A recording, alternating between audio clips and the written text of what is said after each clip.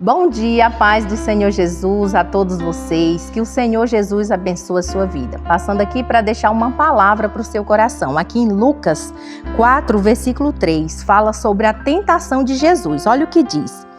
Disse-lhe então o diabo: se és filho de Deus, manda que estas pedras se transformem em pães.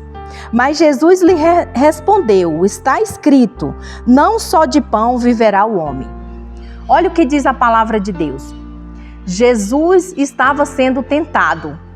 Quantas das vezes a gente passa pelas essas tentações e às vezes a palavra de Deus fala em Tiago assim: sujeitai-vos portanto a Deus, resisti o diabo e ele fugirá de vós. Então vamos guardar esse presente de Deus em nossas vidas e resistir essas tentações.